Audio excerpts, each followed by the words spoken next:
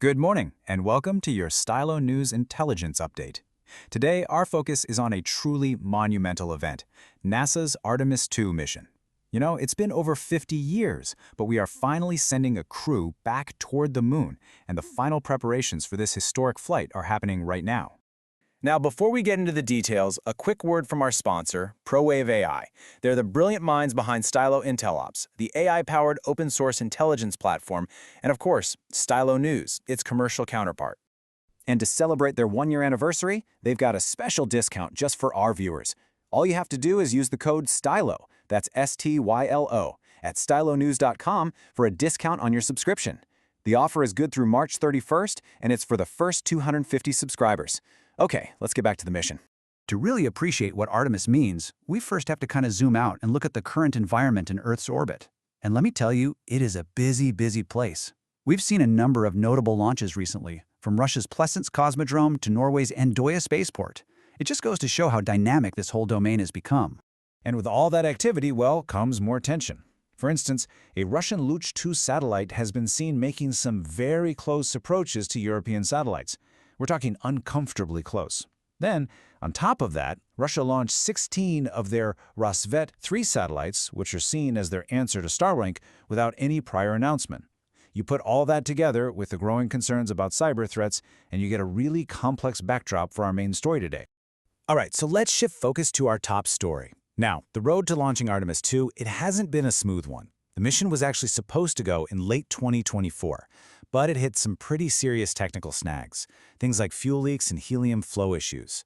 But after a ton of hard work inside that massive vehicle assembly building, the rocket finally rolled out to the launch pad on March 20th. That clears the way for a launch window that opens up on April 1st.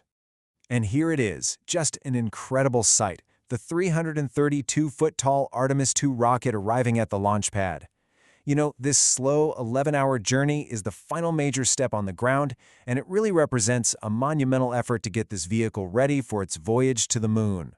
So what is the core mission here? Well, in a nutshell, Artemis II is a 10-day crewed lunar flyby. This is an absolutely crucial test flight. They need to make sure the Orion spacecraft's life support and deep space systems are working perfectly with astronauts on board. And this is a huge deal. It's the first time humans will have ventured beyond low Earth orbit since the Apollo 17 mission way back in 1972. But you know, the impact of this mission goes way beyond just the science. On a local level, it's a massive economic boost for Florida's Space Coast. Nationally, this $100 billion-plus program is a powerful statement about American leadership in space. And internationally, it's this fascinating mix of collaboration on one hand and competition on the other, especially as other nations, like China, set their own sights on the moon. And to really get the full picture, you've got to look at who's involved and why they care. For NASA, this is all about crew safety and testing the technology. For the Canadian Space Agency, it's a huge moment for international partnership. For companies like SpaceX, it's about building the hardware for the next steps, like their Starship lander. And for China, it just adds fuel to their own ambitious lunar program as they're aiming for a landing by 2030. So you see, this isn't just a mission, it's a geopolitical event. And believe it or not, Artemis II is just the beginning. It's paving the way for Artemis III, which is aiming to be the first human landing on the moon since the Apollo era. That's currently targeted for 2028. After that, the plan is to build the Gateway, which is a space station that will orbit the moon. It's all leading to a sustainable human presence there and, eventually, missions to Mars. This really is the start of a brand new chapter in space exploration. So that's a quick overview of what is truly a massive story. For a much more in-depth analysis of all these events and what they mean for the future of space, you can check out our full explainer. It's available on your favorite channel, or you can just follow the link in the description. Thank you for joining us this morning. For more AI-powered insights on demand, you can subscribe to Stylo News at stylonews.com.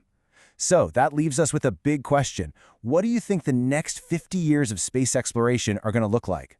Let us know your thoughts in the comments.